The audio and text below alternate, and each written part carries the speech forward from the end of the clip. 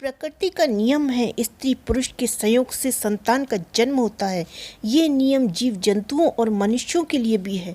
शास्त्रों में इस विषय में जो कथा मिली है उसके अनुसार सृष्टि के आरंभ में ब्रह्मा जी योग बल से मनुष्य को उत्पन्न करते थे, लेकिन इस क्रिया में काफ़ी समय लगता था।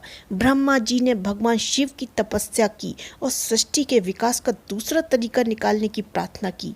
भगवान शिव ने ब्रह्मा जी की तपस्या से प्रसन्न होकर अर्धनारीश्वर रूप में प्रकट हुए और इसके बाद से मैथुन क्रिया से सृष्टि का विकास आरंभ हुआ।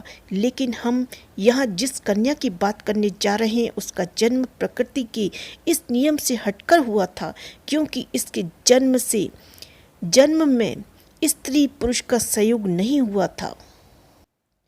हम जिस कन्या की बात कर रहे हैं वो महाभारत के भीष्म पितामह की सौतेली माँ है, जिनका नाम सत्यवती है। एक बार राजा सुधन्वा एक बार वन में शिकार खेलने गए। इस बीच इनकी पत्नी रजस्वाला हुई। उनके मन में गर्भधारण की इच्छा जागी। रानी ने एक शिकारी पक्षी के द्वारा राजा के पास अपना संदेश भेजा। राजा ने एक पात्र में अपना वीर्य देकर पक्षी को रानी तक पहुंचाने के लिए कहा। मार्ग में एक अन्य शिकारी पक्षी मिल गया जिसके साथ इसका युद्ध होने लगा।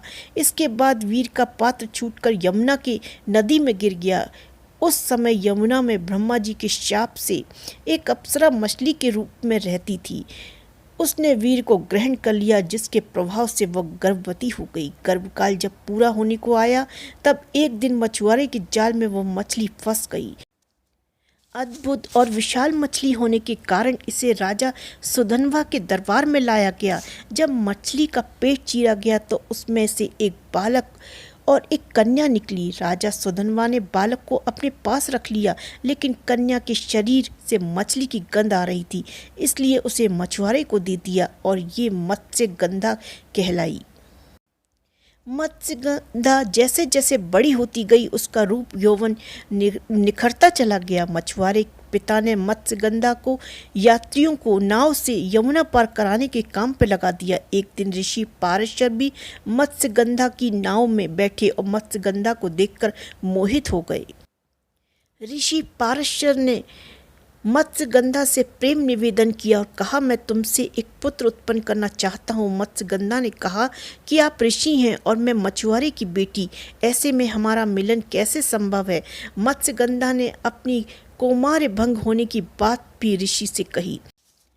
ऋषि ने मत्स्यगंधा से कहा कि संतान उत्पन्न करने के बाद भी तुम कुंवारी ही रहोगी, इसलिए चिंता मत करो।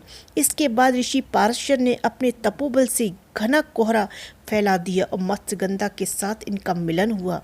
इससे महर्षि व्यास का जन्म हुआ। ऋषि ने मत्स्यगंधा को आशीर्वाद दिया कि तुम्हारे शरीर से अब मछली की दुर्गंध नहीं आएगी, बल्कि अब तुम्हारे अंगों से उत्तम सुगंध निकलेगी। इसके बाद से मत्स्यगंधा सत्यवती और गंधा के नाम से जानी गई।